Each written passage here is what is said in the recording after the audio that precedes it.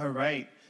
A pleasant good morning to everyone. I want to welcome you to Harvard. So welcome to Harvard University and welcome to the Harvard Graduate School of Education. It is our absolute honor to have you here. My name is Peter Blair. I'm an associate professor here at Harvard in the Graduate School of Education. And this is not something that we normally do at these sorts of forums, but since we're talking about the role of faith in education, I want to say a word of blessing over this time. Father, we thank you for this auspicious moment. So many have come to witness what is about to happen from far and wide. And we thank you for Apostle Selman being here. We ask that your Holy Spirit would move through him mightily. We thank you for just opening up this space of education and learning. The proverb says that the fear of the Lord is the beginning of wisdom. And we thank you that your wisdom would be evident as he shares. We thank you, Lord, for the fireside chat with Professor Scott, that is just a time of great anointed sharing. And for the questions that will come forth, may you bless all of those who've taken the time to be here from near and wide, those who are joining from the live stream as well. We pray this in Jesus' name. Amen. Amen. Again, welcome. Please have a seat. All right. I know that many of you have traveled from far and wide, hopped on planes and trains just to be here. So thank you so much, and you waited very patiently. And the wait is definitely going to be worth it. We're delighted to bring on this event where we're going to be talking about religion and public education in contemporary Africa. And this is a topic that's incredibly important for us here at Harvard University, because as an institution, Harvard is committed to advancing new ideas and promoting enduring knowledge. And what's more enduring than the truth of God? And also here at the Graduate School of Education, we are committed to preparing leaders and innovators who will change the world by expanding opportunity and outcomes for learners from everywhere. And that's why understanding the important role that faith plays in contemporary Africa is incredibly important, because Harvard is a global institution. I'm going to give you a sense of the run of show for today. So what we're going to do first is we're going to invite Apostle Selman to give a lecture for about 30 minutes, and then after that there will be a fireside chat that's going to be moderated by my colleague, Professor Irvin Scott. I'll introduce him before the panel, and then after that we will have a brief time of Q&A, and I promise you we have some delicious refreshments afterwards, but we're going to feast on the meat here in the room first, right?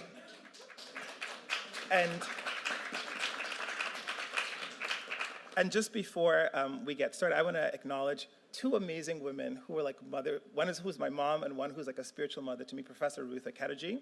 You want to wave for everyone? Professor Akedeji directs the Harvard Project on Biblical Law here and has been responsible for the series of events here at Harvard that has brought Apostle Selman here to our campus. And we appreciate so much the work that you've done for establishing a spiritual foundation here. And I also want to acknowledge my mom, Judith Blair, who's flown in from the Bahamas to be here. So thanks for being here, Mom. Apostle Selman needs no introduction, but introduce him I must. He is the founder and senior pastor of Eternity Networks International, better known as ENI. And what makes this ministry stand out is they practice the presence of God and the power of God. And we're going to see that manifested here today. He was born in Zaria in Kunda State, Nigeria, and he was a chemical engineer before becoming a pastor, which is amazing. I did not know that about him. And the ministry and the work that he does as a teacher, because as someone who's a pastor, he's a teacher. The work that he does is impacting the world. Recently, along with another pastor, they were in the UK, and about 21,000 people came and they showed out. And so we are very deeply honored to have this very intimate setting for Apostle Selman to speak to us. So I just want to welcome you to Harvard and welcome you to the Graduate School of Education.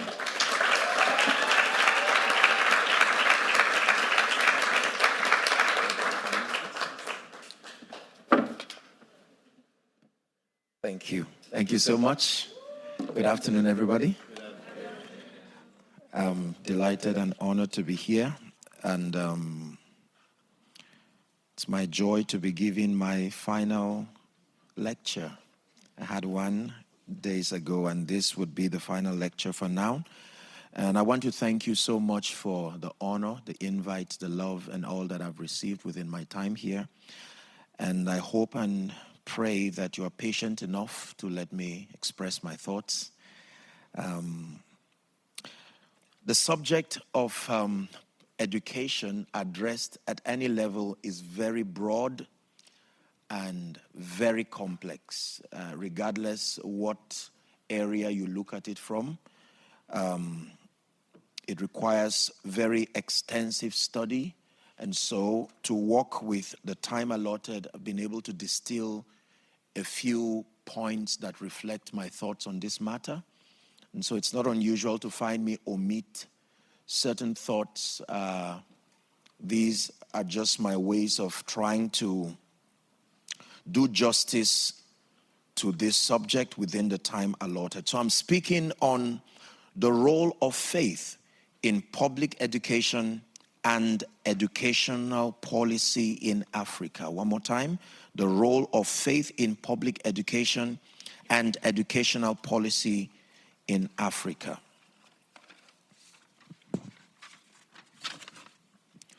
The purpose and objective: the study of faith and religion in public education, particularly in Africa, serves multiple objectives and purposes. First, it aims to foster a better understanding of the diverse religious traditions present on the continent. Africa is home to a rich tapestry of religions, including Christianity, Islam, traditional African religions, and others. By this study and lecture, students and everyone else can gain a deeper knowledge and appreciation for the beliefs, the practices, the values, and the different religious communities.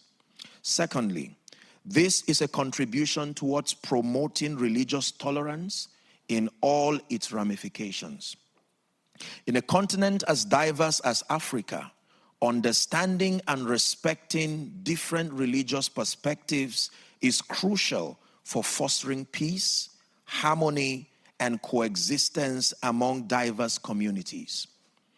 By including the study of faith and religion in the curriculum, students can engage in meaningful conversations that promote mutual understanding and respect one for another. Additionally, the lecture aims to contribute to a well-rounded educational approach that addresses the spiritual and moral development of the students here present, extending the same to as many as these thoughts would reach. Understanding religious beliefs and practices can help us make sense of the world around us. It can help us cultivate moral values and develop a sense of ethics and empathy toward others. By including the study of faith and religion in our curriculum, schools can provide students with a holistic education that addresses not only academic subjects, but also their spiritual and moral growth. Furthermore, understanding faith and religion is essential for preparing students and everyone alike to navigate an increasingly interconnected and multicultural world. In a globalized society where different cultures and religions intersect, having the knowledge about the diverse religious traditions is crucial for fostering intercultural competence and promoting global citizenship.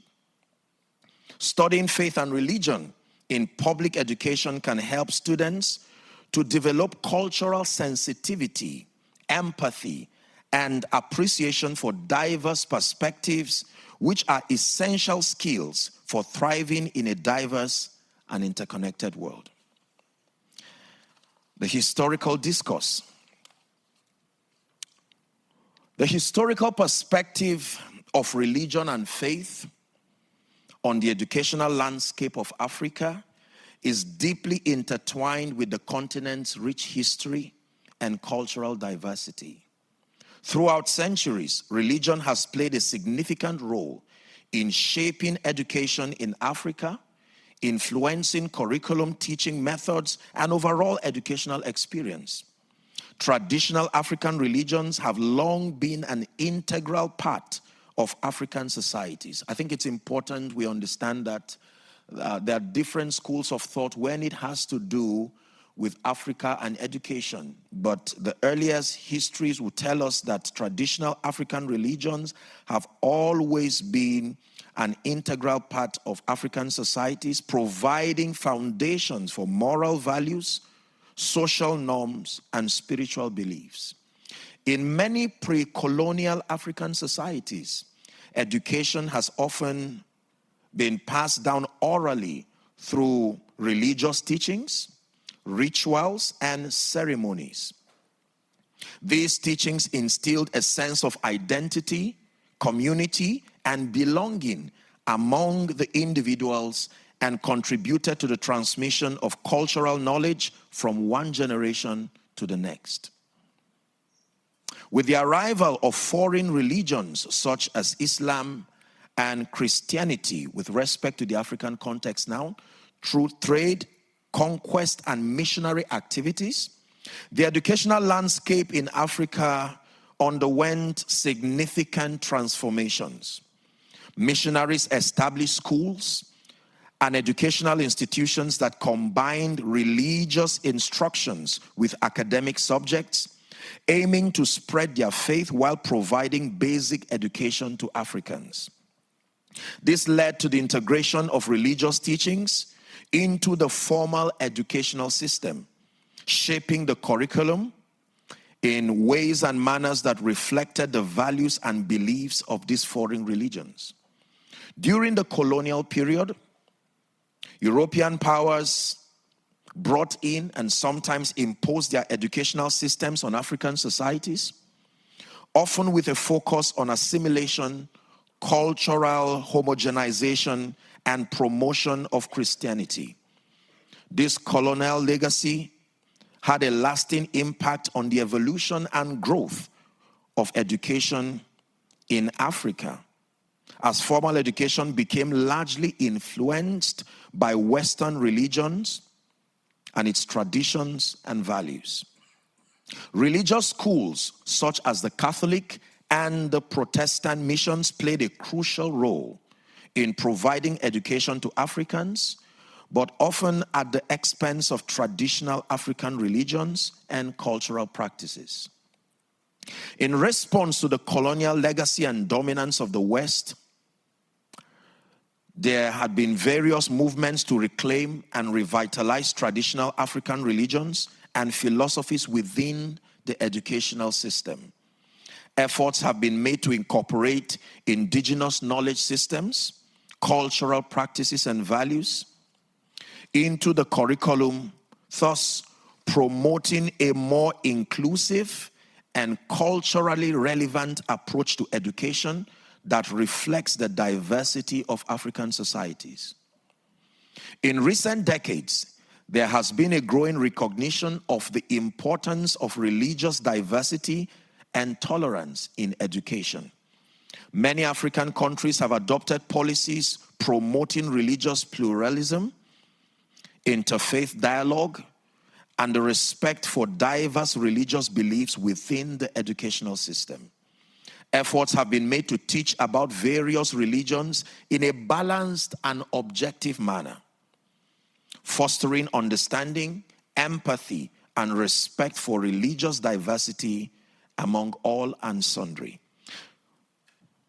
The influence of religion on African education continues to evolve as the continent faces new challenges and opportunities in the 21st century, with growing emphasis on the importance of inclusive education, cultural diversity, and global citizenship. There is a renewed focus on integrating religious studies into the curriculum in a way that promotes tolerance, again, respect, mutual understanding, first among students and then among people from diverse religious backgrounds.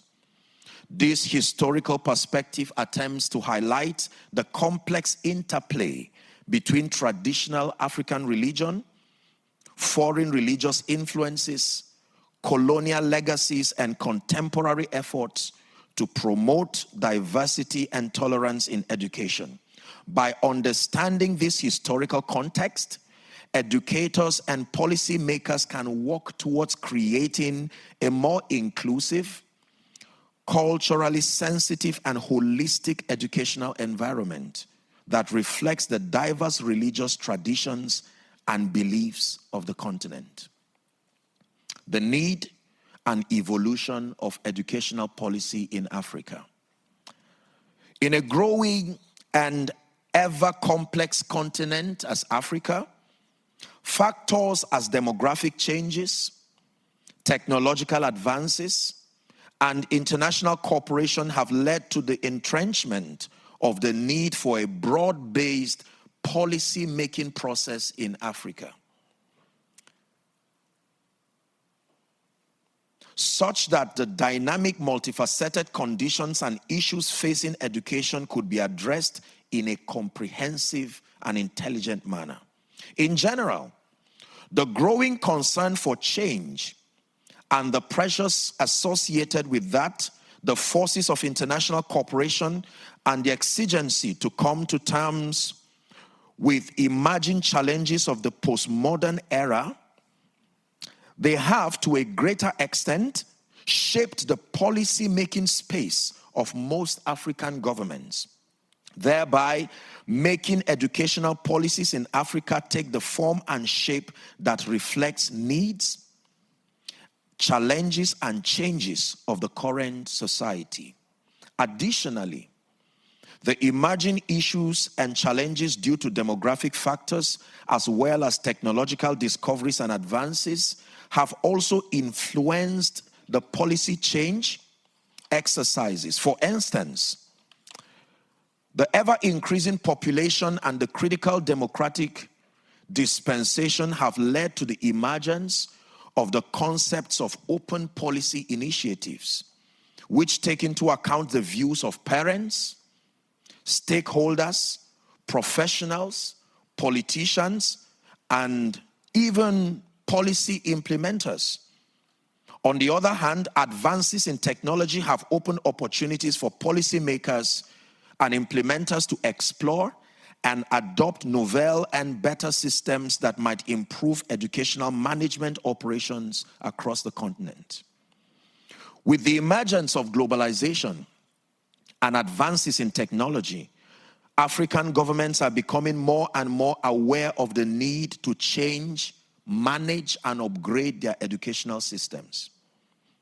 This is because the current call for international cooperation and the current education for international competition require that Africa have a form of education that is able to meet the challenges of globalization. The attempt to reform educational policy in a manner that reflects the changes and challenges of the postmodern era seem to have been influenced by a number of interrelated factors. Among the many factors is the public's concern and demand for change. In many African countries, especially within the 1980s and 1990s, the public became concerned with the declining standards of education and the growing form of indiscipline, inefficiency, and lack of patriotism among the citizenry. As such, there has been a pressure on autocratic regimes to transform the existing closed educational policies into liberal and progressive policies that reflect nationalistic, democratic, and developmental desires. Educational policies in post-colonial Africa have evolved from being generally nationalistic and elitist at independence with no express state philosophy to being a more comprehensive and professional one. African leaders mainly have their priorities in establishing a new educational system that will be distinct from that which was set up by colonial governments. However, the process of policy change in most African countries has not been smooth. There have been much more complex, multidimensional, and flawed changes that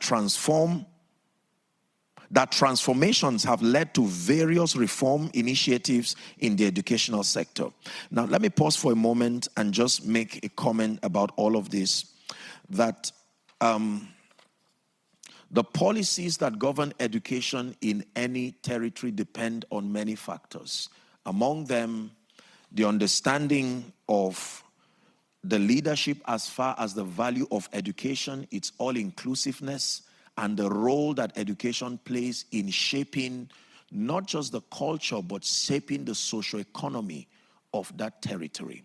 And for most part of Africa, while on one hand, they seem to frown at what they perceive to be the influence of the West in pushing in their values across the African continent, I think that they have not been fair enough to consider the advantages that have come by embracing Western education as to the context that they had before its arrival. So the passion to inculcate or to develop and promote indigenous African education is wonderful, positive, and I agree with it. However, I think that there is a balance, and I'll be speaking a bit more on that, so that we do not attempt to preserve indigenous education at the expense of the value that has come from Western education. There are many, many regions in Africa that blatantly frown at anything that reflects technological advancement and any improvement in knowledge that was beyond their original context. I think that is very dangerous for the future of Africa.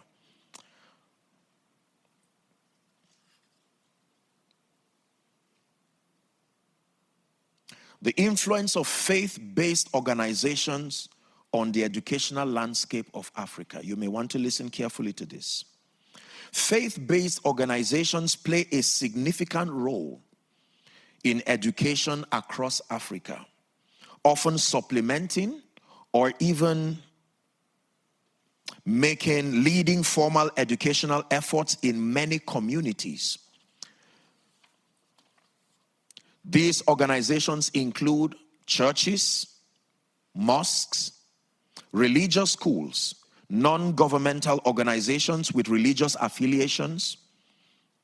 Here are some of the key points about what I consider to be the role that faith-based organizations have played and should play in any society. That includes Africa. Number one, provision of educational services. Faith-based organizations often operate schools and educational programs that cater to the needs of communities where government-run schools may be inadequate or inaccessible.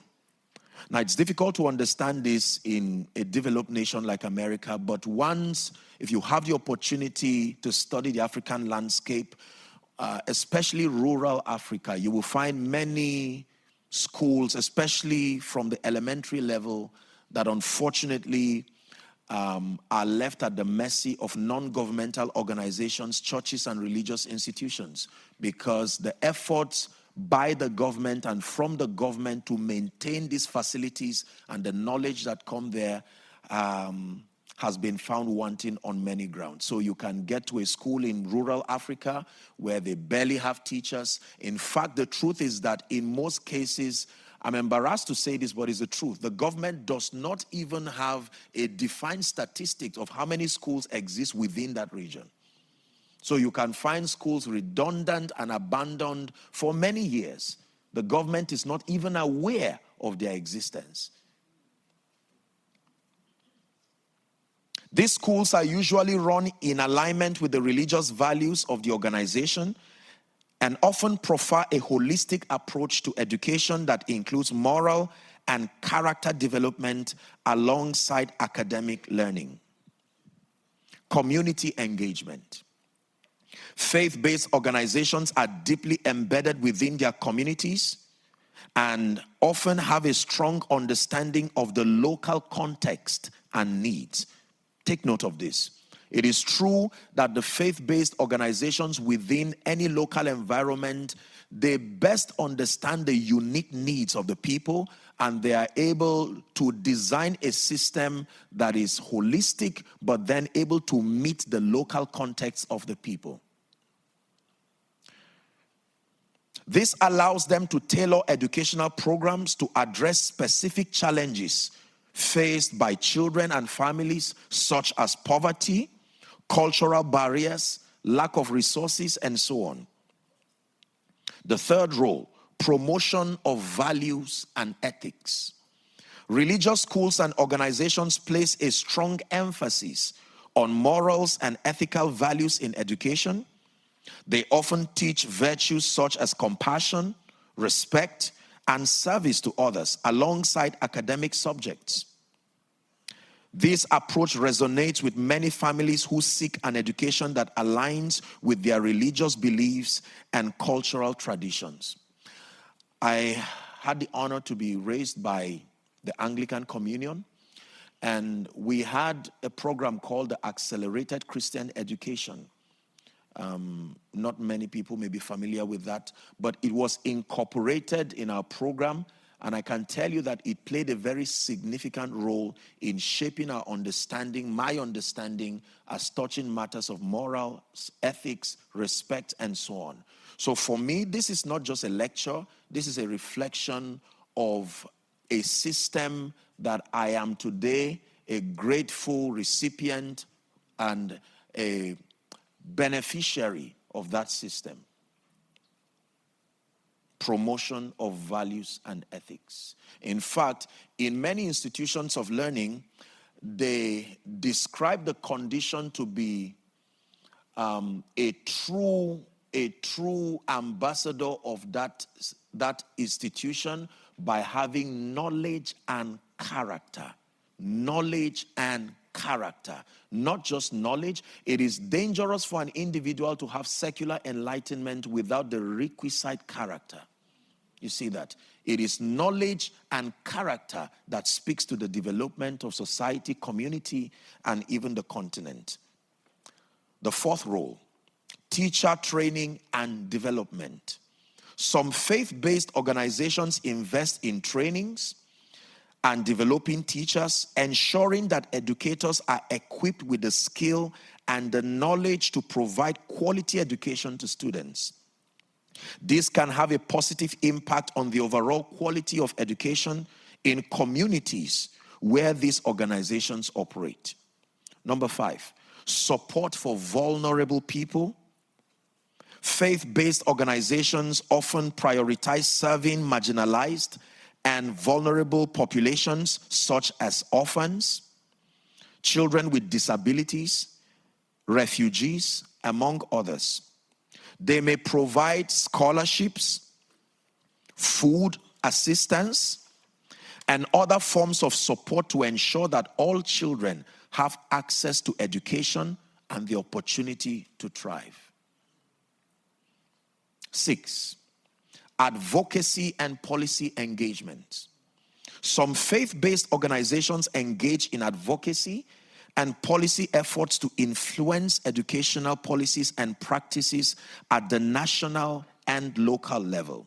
They may collaborate with government agencies, international organizations, and other stakeholders to improve educational access, educational quality, and inclusiveness for all children. The next point, promotion of interfaith dialogue and understanding. And this is a very important one. In diverse societies with multiple religious traditions, faith-based organizations can play, have played, and continue to play significant roles in promoting interfaith dialogue and understanding through educational initiatives. By bringing together students from different backgrounds, these organizations foster tolerance, respect, cooperation among the religious groups. Let me give you a final point on this. Innovation and experimentation. Some faith-based organizations are at the forefront of educational innovation, implementing new teaching methods, technologies, and curricula to enhance learning outcomes for students. By experimenting with new approaches to education, these organizations contribute to the overall improvement of the educational practice within the African continent. We clearly see that these organizations have played and continue to play a diverse, important, and impactful role in the education across the African soil, contributing to development of human capital, the promotion of values and ethics, the empowerment of communities, among others. By working collaboratively with governments, civil society, and other stakeholders, these organizations can help build a more inclusive, equitable, and quality educational system that benefits everyone, including children, and prepares them for a brighter future. Let me talk for a moment about faith and educational policies in Africa. I wanted to omit this point, but I decided to write it again because I think it's very important, especially within the context of our discussion. Faith plays a significant role in public education and educational policy in Africa, where religion often intersects with culture and influences the values and the beliefs of communities. In many African countries, faith-based and faith-oriented organizations, including but not limited to churches, mosques, and so on and so forth, they play a very crucial role in providing education to children and the youth. These institutions often serve as an extension of the formal educational system, offering alternative options for families seeking to educate their children within the context of their faith. One of the key ways in which faith informs educational policy in Africa is through the values and the principles that underpin religious teachings. Many faith-based educational institutions prioritize moral and ethical development alongside academic learning. This is a key expression here. Emphasizing the importance of community, emphasizing the importance of compassion, emphasizing the importance of service to others. In fact, I recall that in many institutions across Africa, especially faith-based institutions, they would always have moments where they practice community services. They could go and clean up a community, and they engage them in extracurricular activities, attempting to foster and to plant within them these religious beliefs in addition to their secular learning.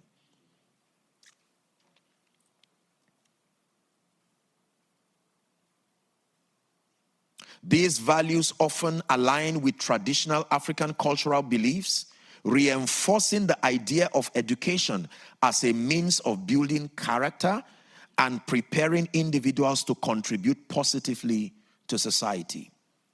In some cases, faith-based and religious organizations have also played a direct role in shaping educational policy, even at a national level. For instance, the countries where a particular religion holds significant influence, be it Christianity or Islam as the case may be, policymakers may consult with religious leaders and institutions where developing curricula or making decisions about educational matters are concerned. That also includes funding and the development of programs. This interaction between religion and policy can sometimes lead to tensions, especially in diverse societies where different faiths coexist. At the same time, incorporating faith in education can raise important questions about inclusivity and diversity within the public school system. In Africa, for instance, where religious diversity is common, ensuring that all children have access to quality education regardless of their faith background is a key challenge for policymakers. While faith-based schools can offer valuable educational options for some families, there is a need to ensure that public schools remain inclusive and secular spaces where children from all backgrounds feel welcome and respected. Another aspect of the interaction between faith and public education in Africa is the role of religious education in the curriculum. Many African countries include religious studies as part of the formal educational system, reflecting the importance of faith in the lives of many individuals and communities. The content and approach to teaching religious education vary widely, depending on the country and the dominant religious traditions. In recent years, there have been debates about the place of religious education in public schools, with some advocating for a more inclusive and balanced approach that recognizes the diversity of religious beliefs, especially within Africa. As educational systems evolve to meet the changing needs of societies, finding a way to incorporate faith perspectives while respecting secular principles remain a very complex but important goal for policymakers. Overall, the influence of faith and religion in public education and educational policies in Africa is multifaceted, reflecting a complex interplay between religion, culture, and society.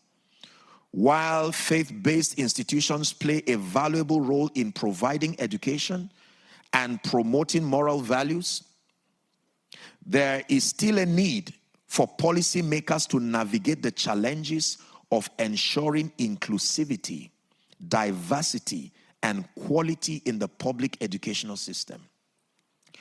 By engaging with religious communities in a constructive and respectful manner, while upholding the principles of secularism and equality, African countries can work towards a more inclusive and effective educational system that serves all and prepares them for a diverse and interconnected world. Current challenges and debates. Incorporating religious beliefs in public education can present several challenges. Reflecting the diversity of religious beliefs and practices across the continent. Here are some of the major challenges associated with the intersection of religion and public education. In preparing my notes for this lecture, I had to take a pause to think very deeply, because as I thought through these challenges, it occurred to me that they may look simple, but they are very complex. They are not a black and white solution. They require a lot of philosophical, intrinsic thinking, open-heartedness, and so on and so forth. But then let me run through the list that I wrote here, the current challenges that plague this intersection between religion and public education in Africa. Number one, religious diversity. Africa is home to a wide range of religious traditions, including Christianity, Islam being the major religious practices, in addition to other Trado-African expressions. So balancing the diverse religious beliefs of students, teachers, and communities within the public educational system can be a challenge, particularly in countries where one religion holds dominance above and perhaps against the others. You find this very, very difficult. We have, different countries across the African continent where you have a dominance of one religion, and it's difficult to be able to bring some level of inclusiveness. Number two, secularism versus religious influence. This is interesting. Many African countries have secular constitutions that separate state and religion. Balancing the principle of secularism with the influence of religious groups in public education can lead to tension and conflicts over issues such as curriculum content, school practices, and the roles of religious symbols in schools, among many others. I'll stop there. Next, curriculum and textbook content. Developing a curriculum that reflects the religious and cultural diversity of Africa while remaining inclusive and respectful of all beliefs can be very challenging. Ensuring that educational materials do not promote one religion over others or perpetuate stereotypes and biases is essential for fostering a harmonious learning environment. You will agree with me that this is very difficult. Very difficult. Number 4, teacher training and professional development. Ensuring that teachers are equipped to navigate sensitive religious issues. One more time, sensitive religious issues in the classroom, and to uphold principles of religious tolerance and diversity can be of significant challenge. Providing teachers with trainings on religious literacy, interfaith dialogue, and inclusive practices is crucial for promoting a positive learning environment. I have always been, even as one who helps people in matters of faith and religion, I have always frowned at extremism and fanaticism. Both ways, regardless what faith practice you are affiliated with, the moment a people delve into extremism and delve into fanaticism, it will usually come with a plethora of side effects. Inclusive practices. Tailoring school policies and practices to accommodate students from diverse religious backgrounds can be complex. Issues such as dress codes, dietary restrictions, are we still here? Observance of religious holidays, prayer spaces, and so on need to be considered to ensure that all students feel respected and included within the educational system. Freedom of religion and expression. I'm listing for you the challenges that plague this quest to interplay and to merge faith and public education. Freedom of religion and expression. Balancing the right to freedom of religion and expression with the need to maintain a neutral and inclusive public educational system can be a very delicate task.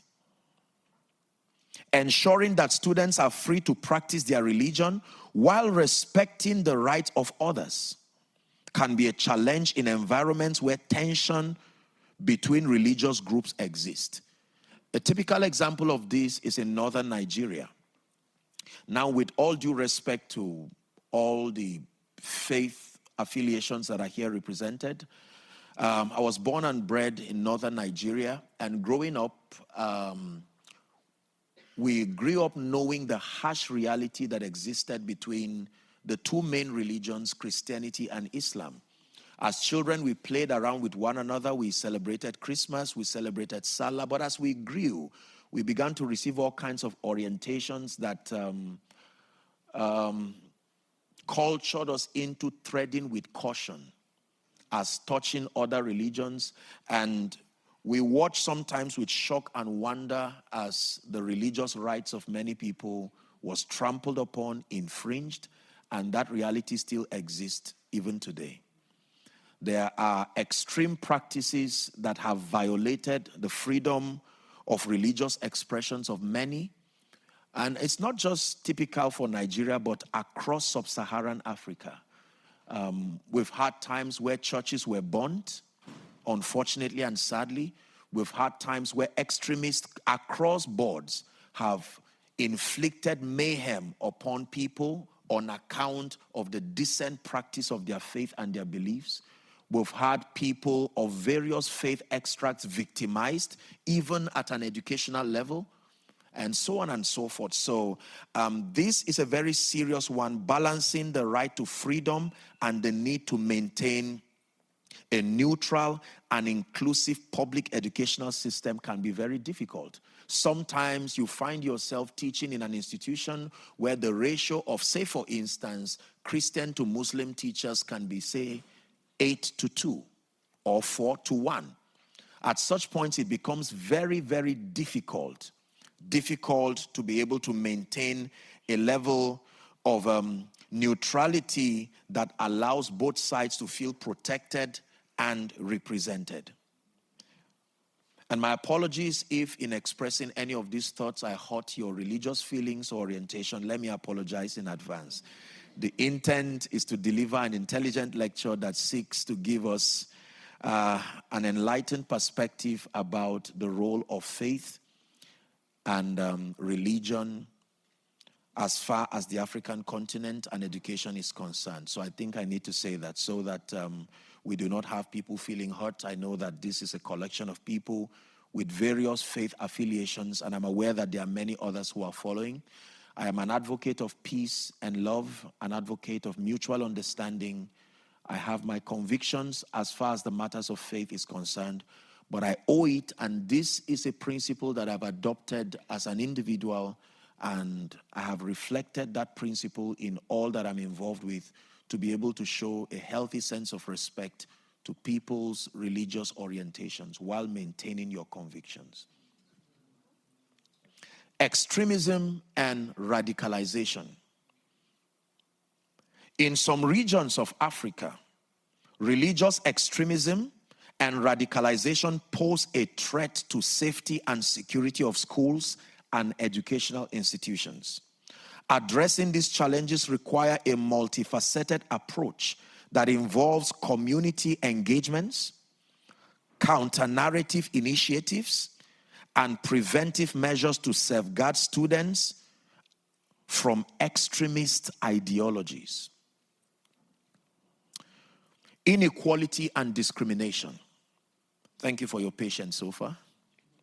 In some cases, religious beliefs can be used to justify discrimination and exclusion in the educational system. Marginalized groups such as religious minorities or indigenous communities may face barriers to accessing quality education due to discrimination based on their religious beliefs. Parental and community involvement. Engaging parents and community members in discussions around the role of religion is essential for promoting transparency, accountability, and inclusivity.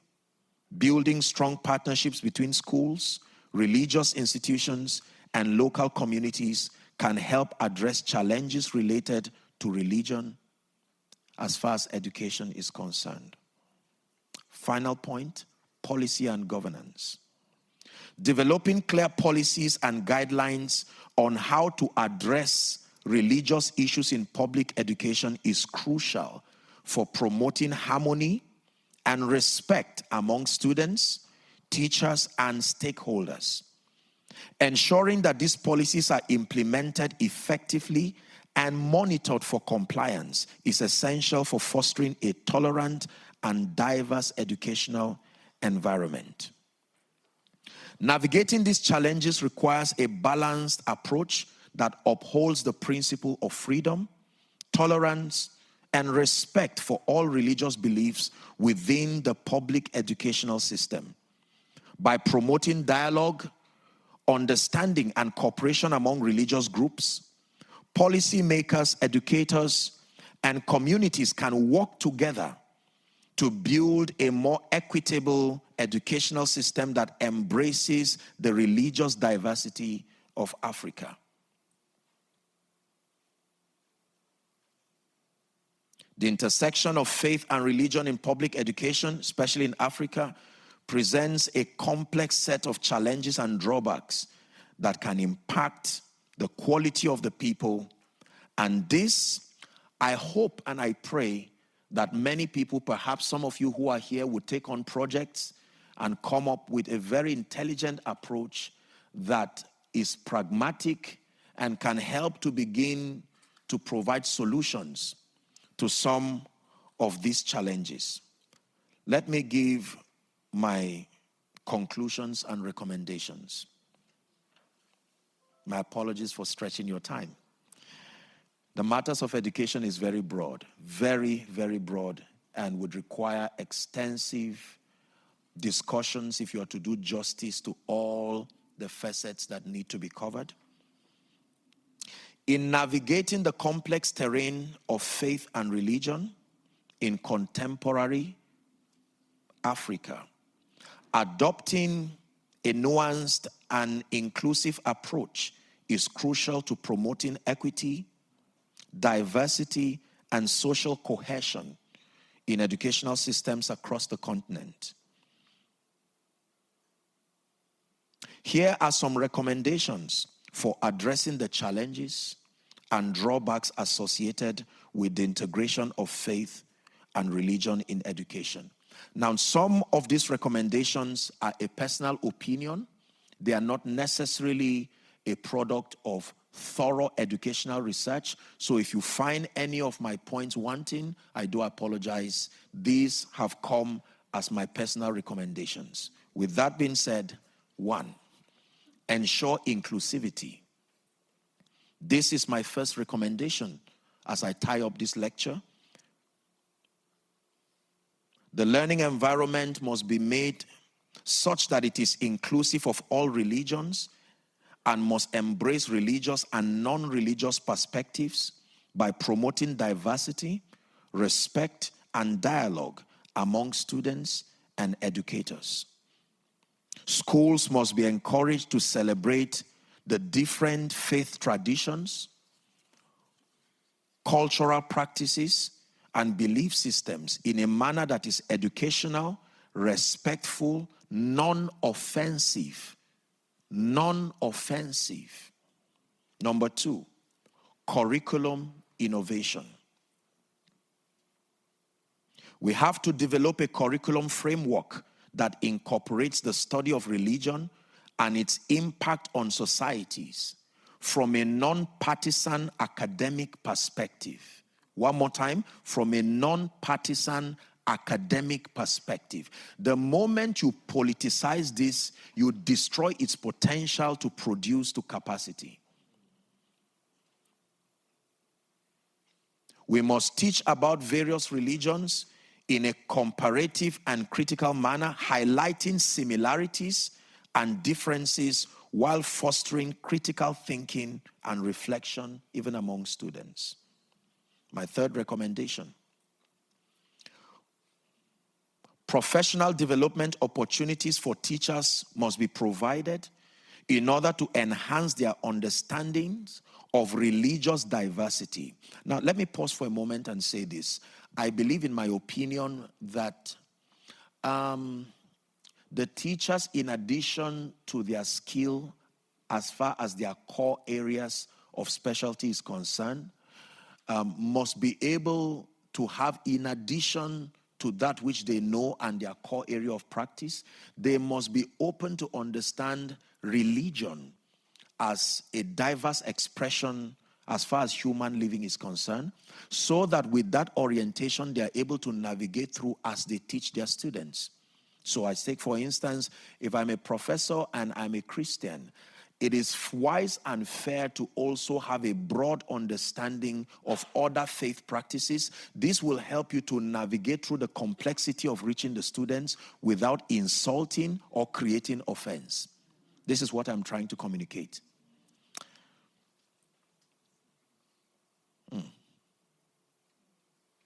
So professional development opportunities must be given to teachers to enhance their understanding of religious diversity, please listen, cultural sensitivity, and so on and so forth. Educators must be equipped with the skills and the knowledge to facilitate respectful and informed decisions and discussions, about religion in the classroom while upholding the principles of neutrality and objectivity. My fourth recommendation: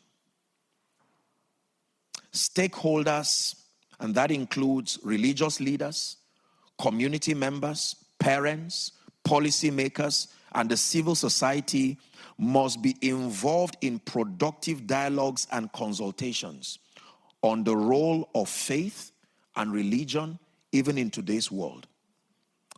The goal is to seek to build a consensus around shared values, around shared goals, and approaches to addressing religious diversity as far as the educational setting is concerned. All of these stakeholders in society must be duly consulted so that their various perspectives are brought together to create an all-inclusive approach.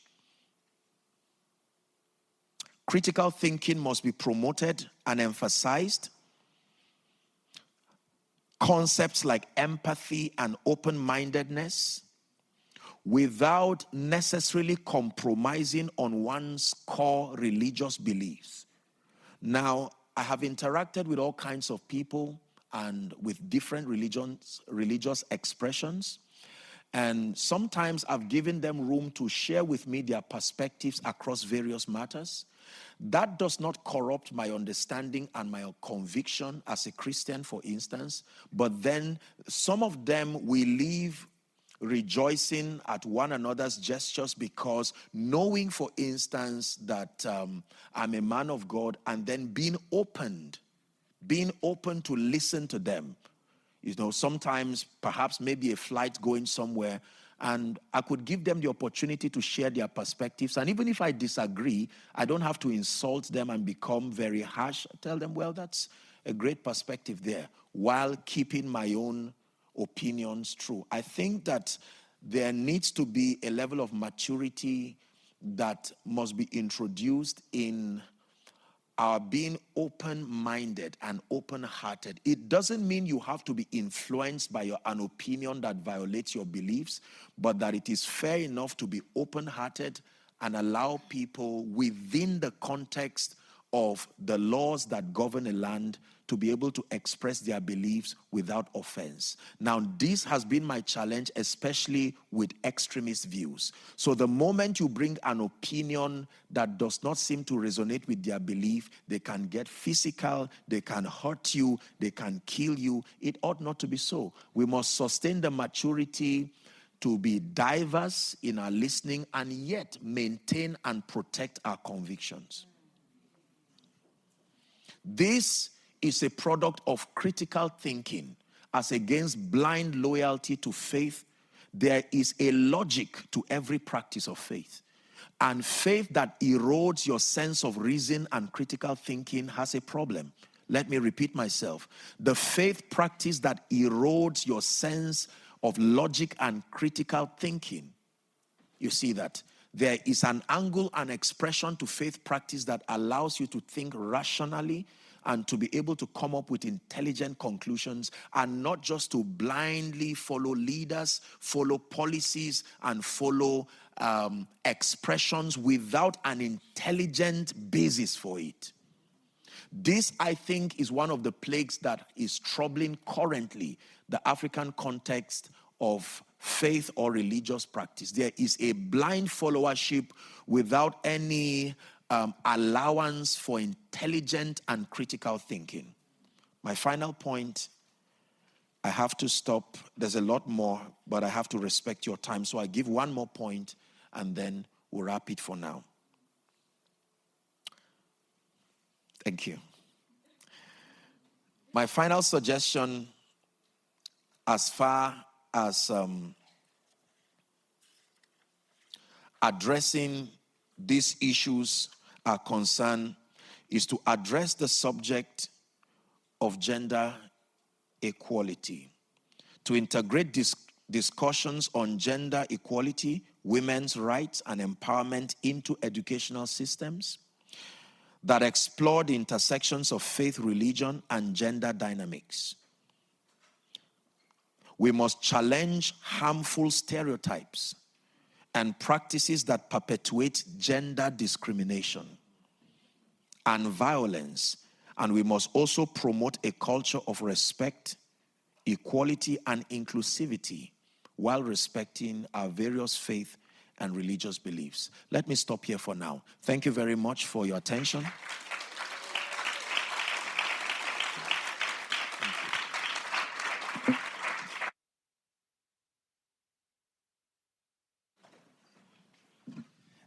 Thank you so much, Selman, for that phenomenal lecture. There was so much there. I was taking copious notes, and I hope that you are too.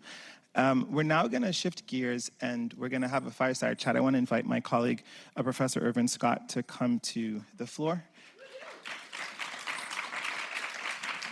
And here at Harvard, Irvin is a senior lecturer in the Graduate School of Education, where he chairs the online Master's in Education program.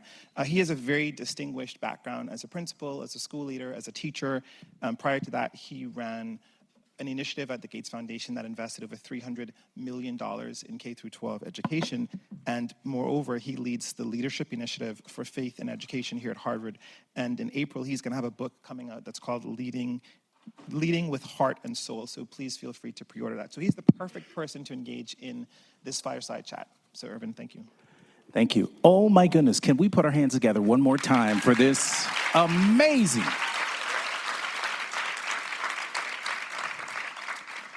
just an amazing conversation.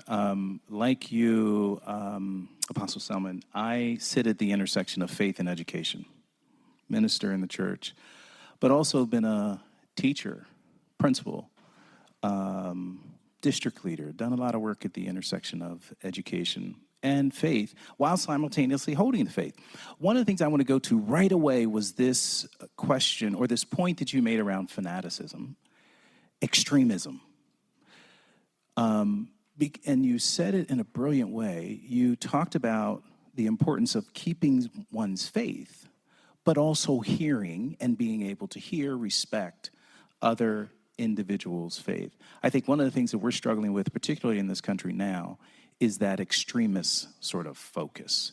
Or the belief, and can I just say sometimes it's with Christian people in this country, the belief that if I listen to others and not project my sort of faith, sort of dominant perspective, then I in some ways am showing less of my faith.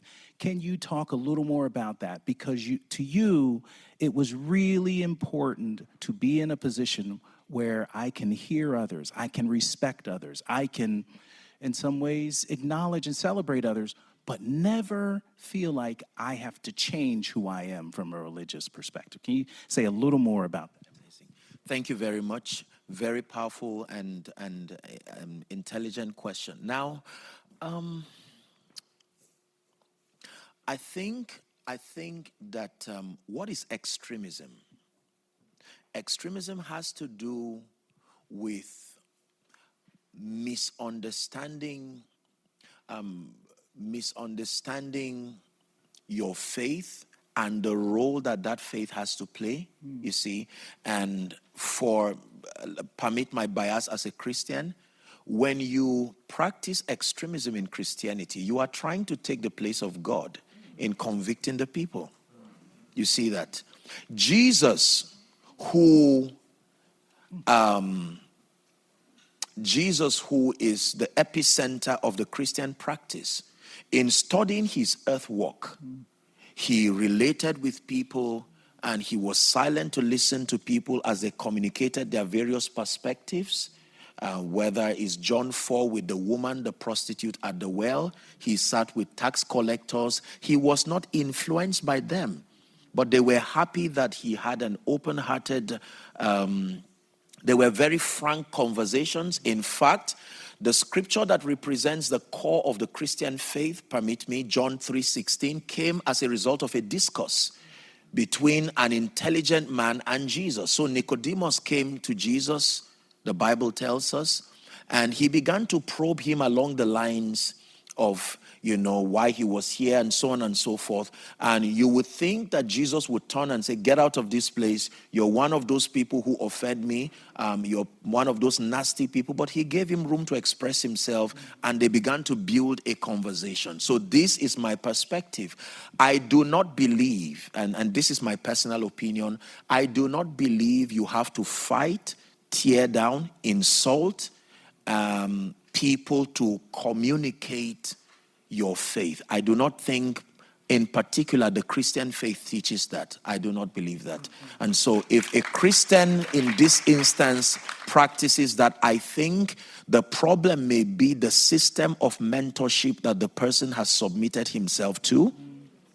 Because you see, permit me, Prof, religion is like a gun.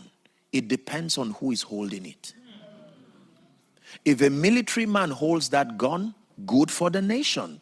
If a terrorist holds the same gun, bad for the nation. The gun itself does not destroy. The gun assumes the character of the one who holds it.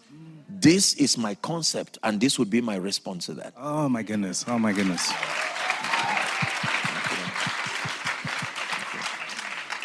Okay, I didn't expect to hear religion like a gun today, but that's powerful. That's amazing. That's powerful.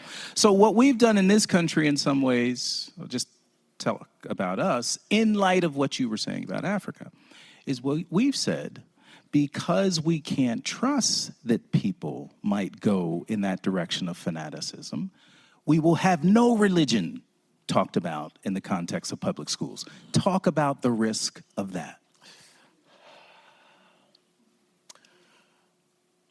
My lecture at the School of Divinity had a point of emphasis that from time immemorial, Prof, all men, regardless religious affiliations, have always had a drive to connect to something, to someone. Now, my apologies if you do not believe in God. I respect your perspective. But then I will tell you that all men crave for connection. To connect to their environment, to connect sometimes with dimensions higher than themselves. This has driven us, I said in my speech, to test, try, experiment any and every available means that can help feed that appetite for connection.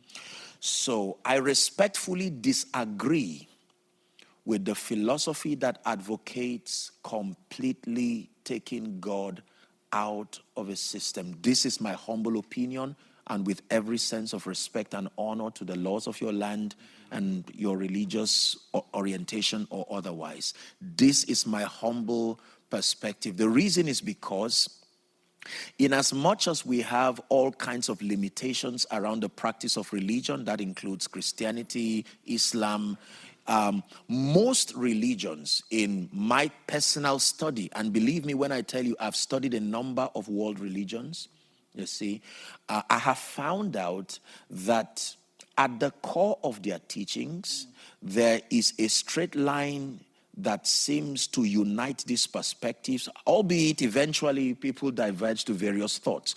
But matters of love, matters of empathy, let's use that for a case study. So even if it's to preserve faith practices on account of their ability to promote love, empathy, unity, I think it is worth it. Now, when a people are not governed by spiritual convictions, the laws of the land will only go so far. That is the truth. That is the truth. That is the truth. You see, so I do not have the professional capacity to probe into the factors that may have led to formulating some of these policies.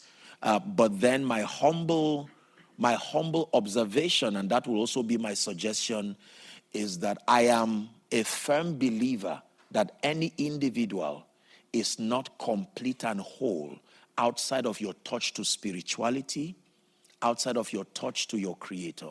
This is my humble observation. I want to plant the seed, powerful statement there. I want to plant the seed for the work of a professor at Columbia University. Her name is Lisa Miller. And Lisa Miller is doing study on the brain, doing imaging sort of study on the brain, and how the brain seems to be sort of designed in such a way that spirituality is a core part of what it seeks. Absolutely. Right? So she's actually trying to use scientific study to show that spirituality is actually critical in the makeup of how the brain is designed, which would confirm what you're saying. One of the things you talked a little bit about, what you hinted on it, I want to go a little further into it, and it was your personal background, education. Can you talk a little, you talked about colonialism and indigenous, talk a little bit about how you were brought up from an education standpoint, what that experience looked like, Maybe, I always love asking this question, a favorite teacher you had that actually impacted you in a significant way, so that we can dive a little more deeply into the person, Selman. Well, my grandfather was one of the first trustees of a denomination across northern Nigeria. So I come from a lineage of missionaries. And so that gave a very great leverage, born Christian home, lovely place. And then I think that most of my educational interactions have been around mission schools and seminaries. And this has helped to shape my mindset. I give the credit to a there man, he's still alive. He's called Archbishop Benjamin Kwashi. And so he was a great influence in helping to build the educational community that trained us. We learned values like respect, morals. I remember you were prohibited from taking candy or such and then throwing it on the ground. He would ask you to pick it up, and so on and so forth. So those were the earliest memories of shaping my mind. I also attended an Air Force school, and so, but then having this religious contributions, it helped to shape my understanding. I truly believe that part of who and what I am today is also credited to these formative years, the opportunities that came as a result of that. I do not know if I would still be the Joshua Selman today if I didn't pass through some of those things. I truly believe that they represent the anchors of my conviction today. Yes, and so I would just say the teachers were wonderful people. We had vigils, we had prayer, we had all kinds of things. We had activities that created bonding, mutual respect. We were taught languages and several other things. And I feel that when an individual has an opportunity to pass through a system that is faith-based, again, my opinion, I believe you are at a greater advantage. Truly, I believe that. The difference became clear when we looked at some of our contemporaries who did not have the privilege. Some of them had to, with all due respect, delve into drugs, delve into so many things, and some of them up till now, some have lost their lives, some have become inmates incarcerated in prison. And so I think that that foundation of moral excellence credited to faith-based expressions in our lives have contributed immensely to who I am today. And I believe this is true for many people. Beautiful. Yeah. My final question, and we'll see if we have a question or so from the audience. When people ask me over the years why I do what I do as a teacher, as a principal, as a district leader, the work that I've done, one of the things that I say, and I wonder if you would say the same, is I feel like I'm called to do it. How many people have used that word? I feel a calling on my life. Absolutely. And that's oftentimes, we often respond this way about secular work. So not necessarily about the preaching that I do, but about the teaching or the leading of schools. I feel a calling. Answer this question, if you would, for us. What does a calling mean to you? And how do you make sense of the fact that you were called to do the spiritual work while having an impact on the world in many significant ways? Very lovely question. I don't see a call as a religious statement. I understand a call to mean your contribution to your world when you discover yourself, when you discover your giftings, when you refine yourself. Responding to your call is bringing honor to yourself by allowing that which is within you to be released to your world to make it a better place. So for me, your call is your contribution to making your world and your environment a better place. And it doesn't have to be from a religious, fanatical. So I consider a preacher and a lecturer, a chef, and an administrator, if their motivation is to be a blessing, I consider them called. Now, I would say this, Prof. I would say this. I was greatly mentored by the late Dr. Miles Monroe. Yes, Miles Monroe. Now, Dr. Miles Monroe was an incredible person. When I was beginning, this work, I wrote a letter to so many people, just asking their perspectives. It was Dr. Miles Monroe who replied me back, handwritten. He encouraged me and let me know that I could become anything. Beautiful. I loved him because he approached faith and nation building from an intelligent, non-fanatical, non-extremist standpoint. He had the largest church then in Bahamas, and yet he was advisor to many presidents. Yes. Did you know, I hope my history is still right, that when Nelson Mandela was about to be released, he and one other were the people who were delegated to go and receive him. So these are people whose impact moves from faith, but beyond the walls Absolutely. of religion. Absolutely. So with that backdrop, I made up my mind that I wanted to be an individual not just known for spirituality, but from the springboard, the standpoint of spirituality, that I'm able to spread my influence to affect all and sundry, regardless your faith orientation, regardless your religious affiliation. I believe that I have a contribution to make to your life. And if I propose to you what is behind my convictions, and even if you reject it, it is still not enough reason to not impact you. There is always something you can learn. By the way, Selman means the way to love. You will want to know that.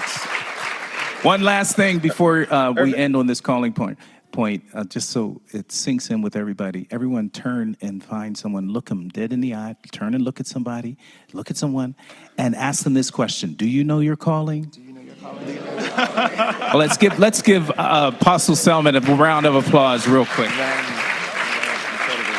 Thank you. You're amazing. Thank you again so much, and the panelists can still remain here. This was such a phenomenal event. Apostle Selman, I hope this is not the last time that you'll be coming to Harvard. Can we get that on record? Will you be coming back again? I hope, I pray, I think. So it's on record that he'll be coming back, okay? Because we did not have nearly enough time with you here at the Graduate School of Education. I think that other parts of the university would want to engage with you. And the note that he ended on with, too, I just want to, that blesses me so much. So Dr. Miles Monroe was my pastor in the Bahamas and my mom's pastor. And so as a kid, every Saturday, I would sell fruits with my mom to him and his wife, Ruth Ann. He wrote my letter of recommendation for college to come to the United States. And, to think about the impact that he's had on your life, and now you're coming back here. And it's so powerful because when we think about the mission of the Harvard Graduate School of Education, it's about preparing leaders and innovators in education to provide opportunities for learners from all around the world. And that story is so interconnected, right? It's connecting the Bahamas with Nigeria, with the United States of America too. And so this is such an incredible, incredible moment. I want, before we leave, we have a gift to give you on behalf of the Harvard Graduate School of Education. And I want to invite a couple of folks here to be a part of this presentation. Ruth Okadeji is one of our faculty members, Delia Umano, my mom from the Bahamas, and then Marty West. Please come up, Marty, our academic dean. Yeah, please come down. And feel free to take pictures too. We believe that in the scriptures it says your gift will make room for you, and whenever you come into the presence of someone with greatness, you want to come bearing gifts. When folks came to Jesus' birth, they came bearing gifts, and so we have awesome swag here at the Harvard Graduate School of Education. So there's a moleskin in here so that you can write your notes on this Harvard ledger. There's a nice water bottle, so that there's living water coming out of you. So we're going to put some actual water on you, and then we got a bag in here too. So this is for your blessing. So when people come and give into your bag, there's something that they can receive too. So again, thank you so much for coming to Harvard.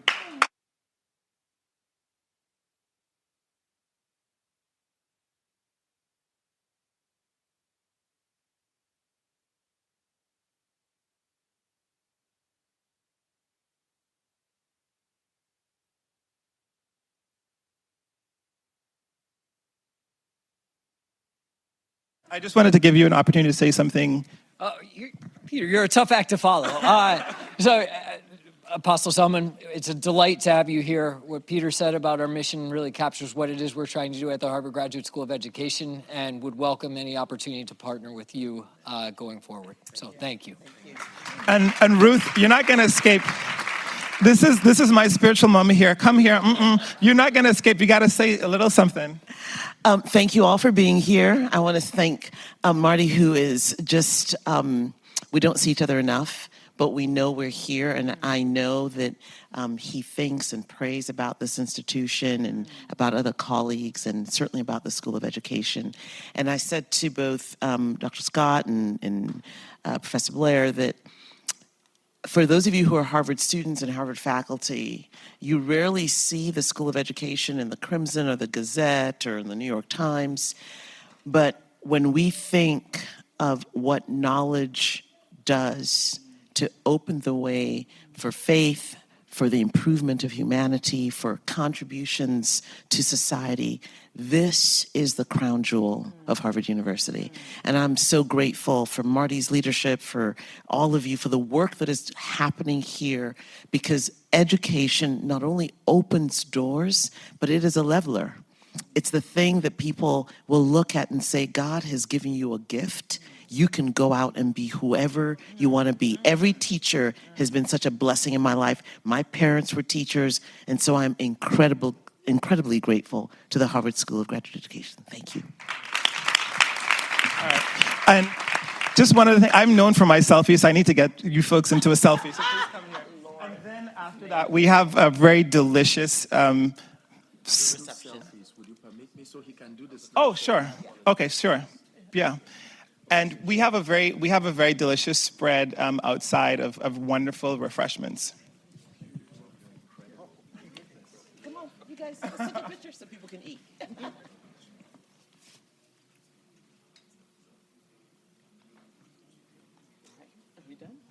Awesome. Well, thank you so much. Enjoy the food outside as you exit. It's going to be on your left here. We have a really nice spread. And if you've come in from out of town to Harvard, please traverse the campus and see all that we have to offer here.